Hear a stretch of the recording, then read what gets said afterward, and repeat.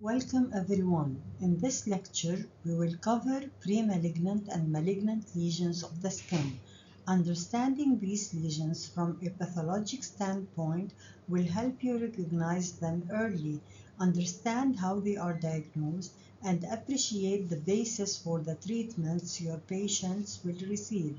My name is Najla Fakhreddin, and I will be guiding you through this material. Let's get started.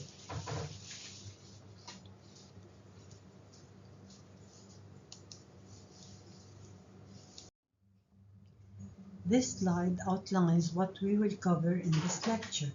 We will begin with pre-malignant skin lesions, conditions that are not yet cancerous but carry a risk of progression to malignancy if left untreated. These include actinic keratosis, also known as solar keratosis, actinic cheilitis, thermal keratosis, and leukoplakia with erythroplakia. We will then move on to malignant skin tumors. These include the three most common: basal cell carcinoma, squamous cell carcinoma, and malignant melanoma, as well as less common but important entities such as Kaposi sarcoma, angiosarcoma, and Merkel cell carcinoma. By the end of this lecture, you should be able to recognize the key features of each lesion, understand its pathogenesis, and know the clinical significance from a pathological perspective. Before discussing skin cancers, it is important to recognize the major premalignant lesions that may precede them. In this section, we will review actinic keratosis, actinic cheilitis, thermal keratosis, and leukoplakia/erythroplakia. Although these lesions differ in appearance and location, they share the potential to progress to squamous cell carcinoma if left untreated. Understanding their clinical features and histological changes is essential for early detection and prevention of invasive disease. Let's begin with actinic keratosis. Actinic keratosis is one of the most common precancerous lesions of the skin. It develops after years of sun exposure, particularly on sun-exposed areas such as the face, scalp, and hands. The reason we care about it is that some lesions may progress to squamous cell carcinoma. Therefore, actinic keratosis is considered an early warning sign of chronic sun damage. This image shows the typical appearance of actinic keratosis: a rough, scaly lesion on the ear, a common sun-exposed site. The surrounding skin also shows signs of chronic sun damage. A useful clinical clue is that actinic keratosis is often better felt than seen, with a characteristic sandpaper-like texture. The smaller image shows a cutaneous horn, an uncommon keratin-producing variant of actinic keratosis. This image shows multiple actinic keratosis on the back of the hands, another common sun-exposed site. Unlike the previous example, we see several lesions occurring together on chronically sun-damaged skin. This illustrates that actinic keratosis is often not a single lesion, but may affect multiple areas exposed to sunlight over many years. Before looking at actinic keratosis, let's review normal skin. In normal skin, keratinocytes, you can see them here, mature in an orderly fashion as they move toward the surface. The stratum corneum does not contain nuclei, and the dermis is rich in collagen. These normal features will help us recognize the abnormalities seen in actinic keratosis. Before looking at the histology slide, let's review the main microscopic features of actinic keratosis. The lesion shows evidence of chronic sun damage known as solar elastosis, together with parakeratosis and atypical keratinocytes in the lower epidermis. A useful point to remember is that in actinic keratosis, the atypia is confined to the lower part of the epidermis. As the atypical cells extend through the full thickness of the epidermis, the lesion becomes squamous cell carcinoma in situ. Once the basement membrane is breached, it is classified as invasive squamous cell carcinoma. This image demonstrates the key histological features of actinic keratosis. At the surface, we see parakeratosis, meaning retention of nuclei within the stratum corneum. In the lower epidermis, atypical keratinocytes are present, reflecting dysplasia caused by chronic sun exposure. In the dermis, solar elastosis is seen as basophilic degeneration of collagen. The most important point to remember is that atypia remains confined to the lower epidermis, which distinguishes actinic keratosis from squamous cell carcinoma in situ. Management of actinic keratosis aims to prevent progression to squamous cell carcinoma. Individual lesions are commonly treated with cryotherapy, while multiple lesions may be managed with topical therapies. Most lesions remain stable or may regress, but some can progress to squamous cell carcinoma. Therefore, early recognition, treatment, and sun protection are important. A special form of actinic keratosis occurs on the lower lip and called actinic cheilitis. Actinic cheilitis is a pre-malignant lesion of the lower lip caused by chronic sun exposure. It can be considered the lip counterpart of actinic keratosis and shares the same histological features, including parakeratosis, basal atypia, and solar elastosis.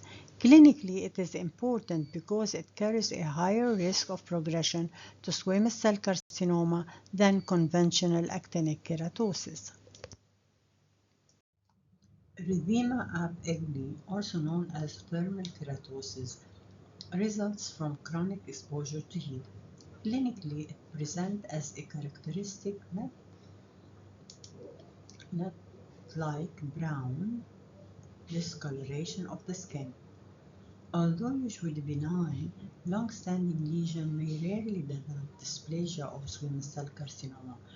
Unlike actinic keratosis, the underlying cause is chronic heat rather than ultraviolet radiation.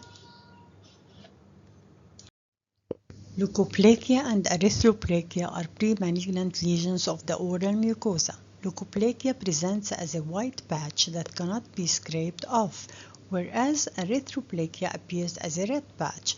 The key point to remember is that erythroplakia carries a much higher risk of severe dysplasia or squamous cell carcinoma, making it more concerning clinically. We will now move from pre-malignant lesions to malignant skin tumors. The three most important tumors to recognize are basal cell carcinoma, squamous cell carcinoma, and melanoma. We will also briefly discuss a few less common tumors, including Kaposi sarcoma, angiosarcoma, and Merkel cell carcinoma.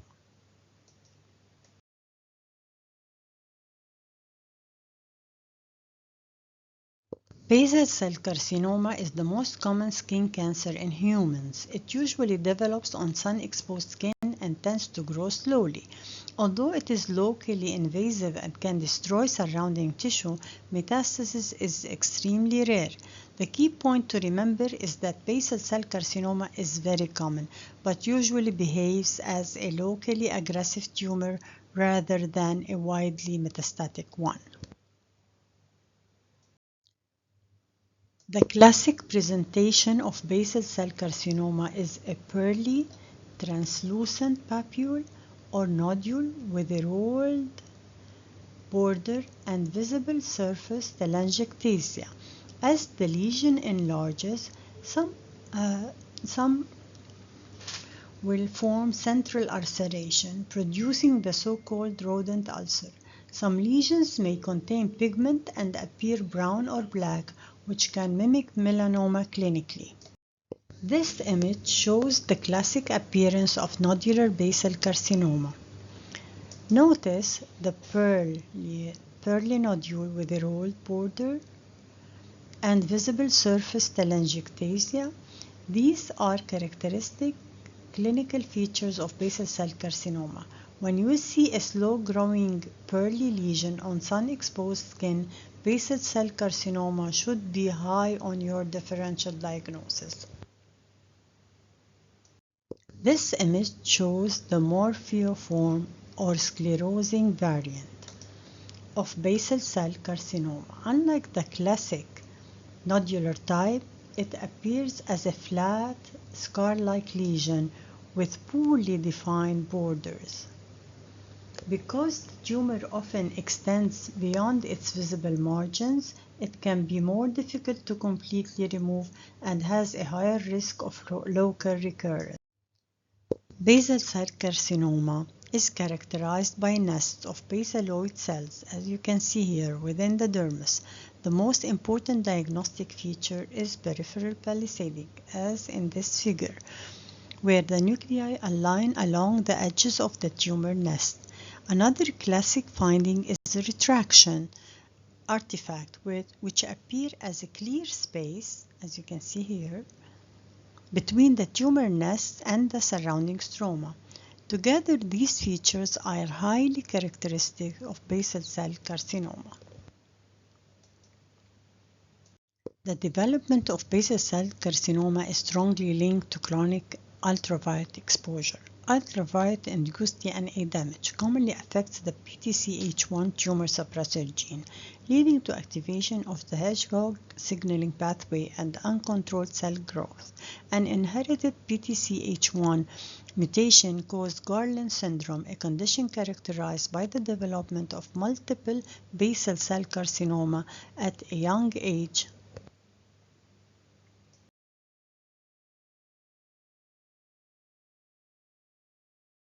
Squamous cell carcinoma is the second most common skin cancer and typically develops on chronically sun-exposed skin in older adults. Clinically, it often presents as a scaly black nodule or ulcer with an indurated firm border. Many cases arise from precursor lesions, as we mentioned before, such as actinic keratosis, and may progress through squamous cell carcinoma in situ before becoming invasive. Unlike basal cell carcinoma, squamous cell carcinoma has the potential to metastasize, making early recognition and treatment important. The most important risk factor for squamous cell carcinoma is chronic ultraviolet exposure, which causes DNA damage and mutations in tumor suppressor genes such as TP53. The risk increases with cumulative lifetime sun exposure. Additional risk factors include immunosuppression, xeroderma pigmentosum, and chronic scars or ulcers, which may give rise to a particular aggressive form of squamous cell carcinoma known as Marjolin ulcer. These factors promote the accumulation of genetic damage that can eventually lead to invasive carcinoma. Bowen's disease or squamous cell carcinoma in situ represents an intermediate stage between precursor lesion and invasive squamous cell carcinoma. Histologically, atypical keratinocytes involve the full thickness of the epidermis, but the basement membrane remains intact. Because there is no invasion into the dermis, the lesion is still considered in situ. Once the atypical cells breach the basement membrane and invade the underlying tissue, the diagnosis becomes invasive squamous cell carcinoma. This slide shows the histologic features of invasive squamous cell carcinoma. The most important finding is invasion of atypical squamous cells beyond the basement membrane into the dermis. The tumor cells show nuclear atypia, as you can see here, and may form keratin pearls, like here, which are characteristic of well-differentiated squamous cell carcinoma. The presence of invasion distinguishes invasive squamous cell carcinoma from Bowen's disease, where the atypical cells remain confined to the epidermis. The primary treatment for squamous cell carcinoma is complete surgical excision. Most micrographic surgery may be used for high-risk tumors or lesions located in cosmetic-sensitive areas. Prognosis depends largely on the depth of invasion and the presence of high-risk features such as perineural invasion.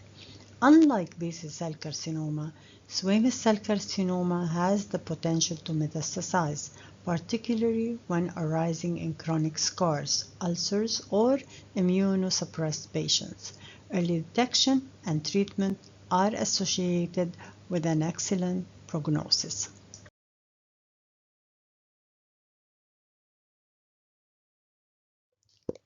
Melanoma is the most aggressive and potentially deadly form of skin cancer.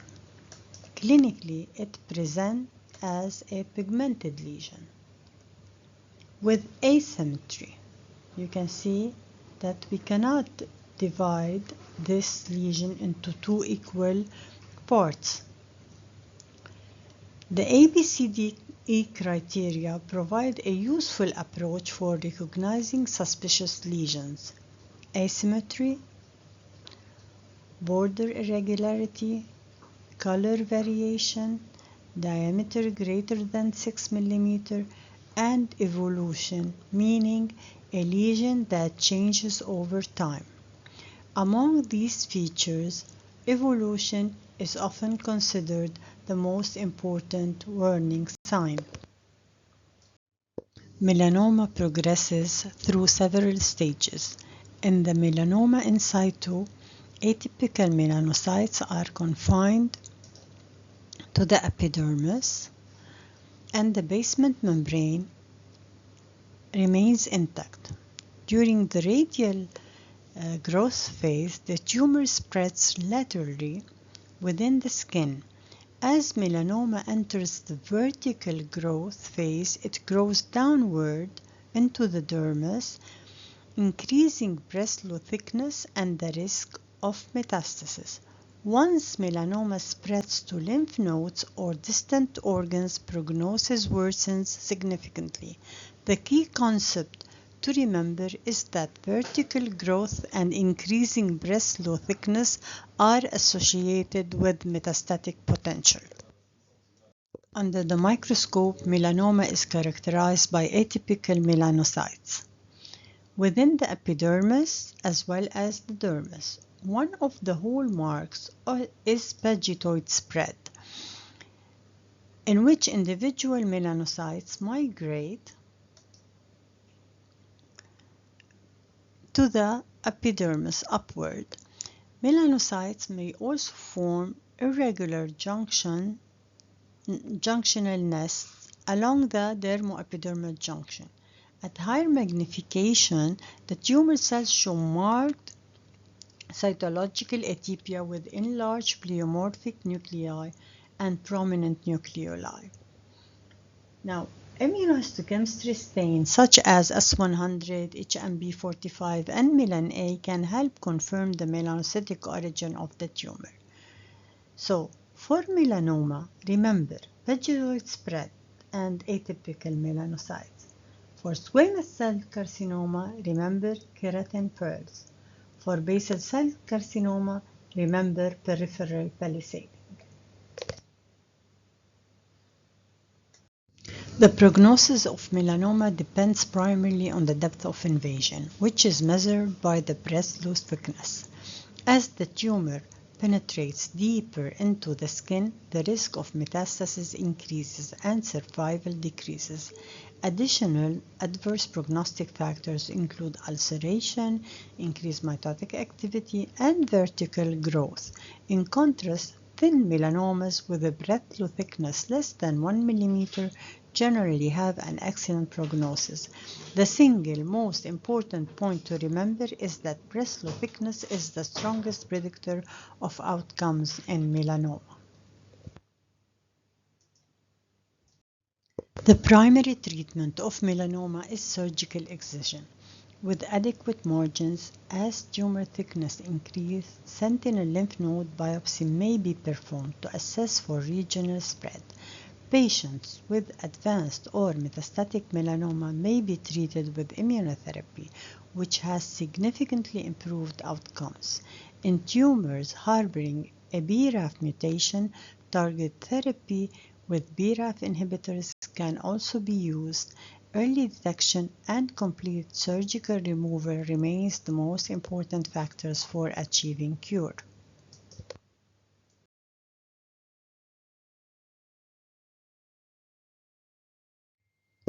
Kaposi sarcoma is a vascular tumor strongly associated with infection by human herpes virus 8 or HHV8. It occurs most commonly in immune-suppressed patients, particularly those with HIV or AIDS. Histologically, the tumor is composed of spindle cells that form irregular vascular spaces. Clinically, it presents as violaceous patches, plaques, or nodules involving the skin and mucous membrane. Clinically, Kaposi sarcoma presents as violaceous patches, plaques, or nodules that may be single or multifocal. The lesion commonly involves the lower extremities, but can occur at many other sites. Their characteristic purple color reflects the vascular nature of the tumor. In patients with HIV or AIDS, Kaposi sarcoma may involve the oral cavity and can become widely disseminated throughout the skin. The appearance of Kaposi sarcoma in an HIV-positive patient is an important clinical clue to underlying immunosuppression.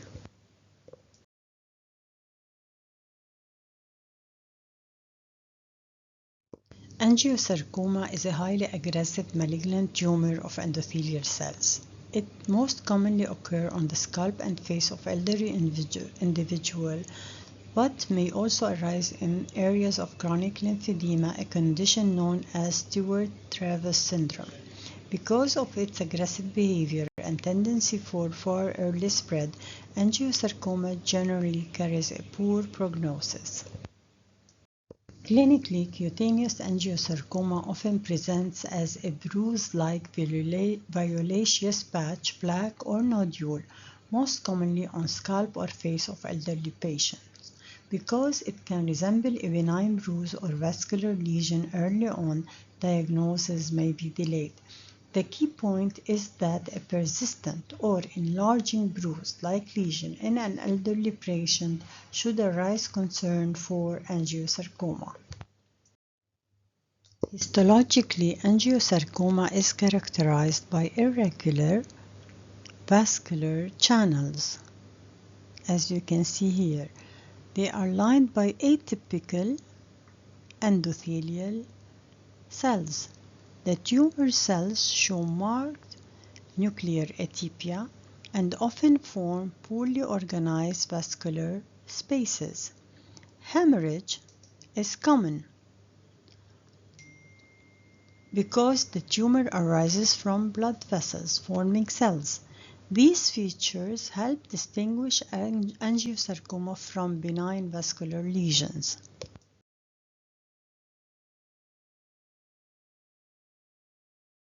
Merkel cell carcinoma is a rare but highly aggressive neuroendocrine carcinoma of the skin.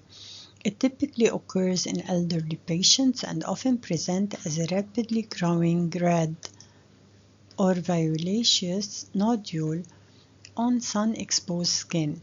Many cases are associated with Merkel cell polyomavirus infection. Histologically, it is classified as small blue cell tumor with a high mitotic rate. Because of its aggressive behavior and tendency to metastasize, early diagnosis and treatment are important.